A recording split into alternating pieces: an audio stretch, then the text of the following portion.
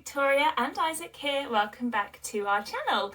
If you're already subscribed, it's lovely to see you again, and if this is your first time here, don't forget to like, comment and subscribe for future updates. So if you are new, just a little introduction. I am Victoria. I'm a new mum over in the UK, and I had Isaac at the end of last year in UK lockdown. So I started sharing my journey because YouTube videos had really helped me throughout my pregnancy, and I've just continued to watch loads of them since Isaac's been born, so I wanted to share my experience too. So this is a video that I have been meaning to record so many times. Isaac is almost 5 months old, and I have been wanting to talk about breastfeeding since the very first day he was born, and I kept thinking, oh, I'll wait to talk about my breastfeeding journey when everything is sort of mastered and when we've done everything and we've got breastfeeding absolutely down. And what I realised was it's much more of a journey and much more of an ongoing process than I'd ever imagined. So you sort of never really 100% quite feel that we've had it completely sorted. So I'm just gonna come on now and share my journey. You will have seen that I have put out a tongue tie video about our experience with Isaac's tongue tie, and I'll link that for you up here. But the tongue tie really did contribute quite significantly to our breastfeeding experience. So I had always wanted to breastfeed. I knew I wanted to exclusively breastfeed Isaac, with the option to also pump some milk here and there so that Adam could take a feed off my hands if I needed to get some rest. I had looked up about how to help him latch correctly when he was born and all these things, and I thought we were really completely 100% ready.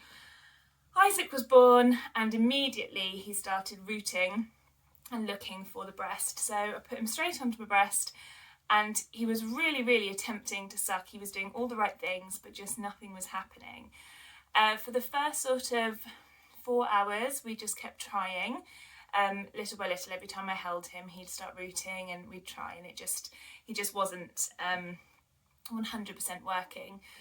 The midwife that was with me at that time sort of said, oh, don't worry, some of them jump straight on, others take a little while, absolutely fine. And then she swapped out. That had been the midwife who was with me for my birth, and she swapped in with another midwife once her shift finished. And this midwife came over to me and she said, well, has anyone made you aware of the tongue tie? Which they hadn't at that point. She then came back to me and said, oh, he's got a really severe tongue tie, so there's no way you're going to be able to breastfeed him. You need to consider formula. Obviously, I was disappointed anyway at that point because, you know, well, also when you've just gone through birth, I mean, you don't even know fully what's going on. Like, you're just drinking tea, eating toast, staring at this gorgeous baby, you know, trying to actually deal with recovery and just get your head around everything. So when you're told something like that, it's quite overwhelming. Yeah, it's quite overwhelming. So I just obviously trusted what this midwife was saying to me. I did keep trying to latch him to the breast, but just nothing was happening. I had to hand express a syringe of colostrum, which it's just another thing to master. And you're like, oh my God, I've just gone through birth. What do you mean I've got to start self-expressing? I have no idea what I'm doing. And, you know, it's just all a bit much. At least we knew that he'd got that initial lot of colostrum. I was then transported upstairs from the delivery suite to the ward. And there I had another midwife who turned up and said to me, how's he doing with feeding? And I explained everything, and she said, absolutely ridiculous, of course he can feed with a tongue tie, we just need to spend some time getting it right. Showed her what we were doing. She said, no, take him off, reset him, take him off, reset him, take him off, reset him, really try and get that latch right. But the problem was he did just keep slipping off. So even when he was getting a really good latch, he was getting a small amount of milk and then slipping off. But at the time that was good enough for me, so I just said I'm just going to keep putting him back on and on and on. We tried loads of different positions, me cradling him, a rugby hold, and the one that actually worked best in the hospital was lying down with him next to me. So we did that one for a little while until he'd really started to get the hang of it. Actually, I'll show you my little necklace that Isaac and Adam got me on Mother's Day. It's got a little eye and a little A on it. Cute. That's kind of the background of the main story of how we got started. We got home and very quickly I started to get sort of the build-ups of the first signs of mastitis. Isaac was slipping off the breast a lot, so he'd feed for only about 40 seconds and then slip off and then get quite frustrated. I'd put him back on. Obviously my nipples were taking the toll of this. They were dried, they were cracked, they were bleeding. So I was putting stuff on them, but the newborn feeds, they want to feed constantly. So it was just an absolute constant put him back on, try and withstand the pain. They asked the lactation specialists to contact me, but they weren't able to make house visits at that point, again because of COVID, so I spoke to them over the phone, which is so useful, and I know that's all they could do, but you really just needed somebody there with you to take a look at it. So I was under the impression he was getting enough milk, and when we went for our first little weigh-in at, I think it's 5 days, when he's a few days old, we found out he dropped 5% of his birth weight. So they expect between around 5% birth weight drop in that period of time anyway, and they only really tend to worry if it's over sort of 10%. So they weren't concerned at that point, they just said keep doing what we were doing. I was getting the early signs of mastitis, and the midwife said it could possibly be that he's not draining the breast fully, so really try and just massage it out and pump after every feed, try and give him the bottle if breastfeeding's a problem. So we were doing all of that. One time the mastitis, when I started to realise it was bad, I was shaking and I got so cold. I sat downstairs, I was wrapped up in blankets, I'd been feeding him, he wasn't latching properly, I was so cold, just started absolutely shivering, my whole body was shaking. I don't think Adam really knew what to do. And I had hot flannels on me, I was expressing, I was doing everything I can.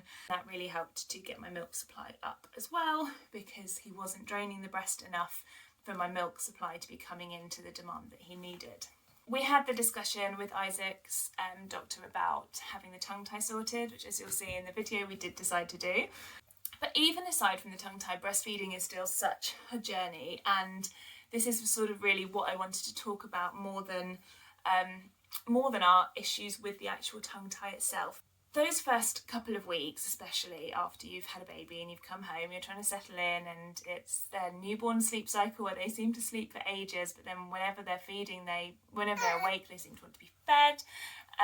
It's just an absolute constant toll on your body if you're exclusively breastfeeding, that your body is wanting to recover from the birth, and at the same time you're saying, yeah, you can recover from the birth, but we also need you to now start doing this. I struggled so much with feeling like I wasn't actually able to provide for him in the way I'd wanted to. So after the first weigh-in, they weren't worried at all. We went back for a second weigh-in when he was about 10 days old at the second one, and he'd dropped a tiny bit more weight, not a lot of weight, still only about 7% down from when he was born, but obviously they were expecting by that time that it would have started to go back up towards his birth weight. So after that second weigh-in, we were advised by the midwife to either try formula or to make sure that we woke him every 2 hours and forced him onto the breast. So we took that route, and we started every 2 hours through the night, through the day. I had a little alarm on my phone.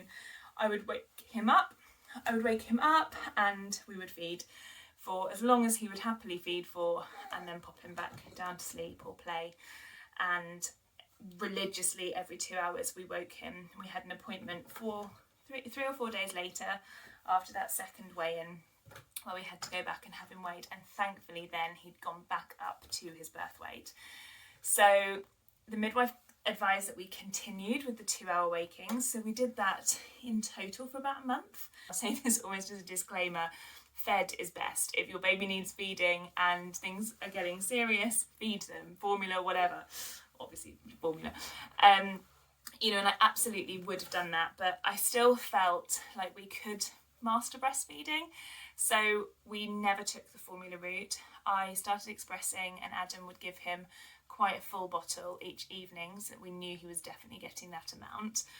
And I then started to just get more used to how much milk I was capable of producing. I started to understand the timings of how long it would take Isaac to drain a breast versus my pump, and I was thinking it's probably a similar amount of milk in each one. Once we had a much more steady increase in weight, we were told we could go back to a slightly more normal routine, as long as the weight continued to go on, that it was fine to let him sleep.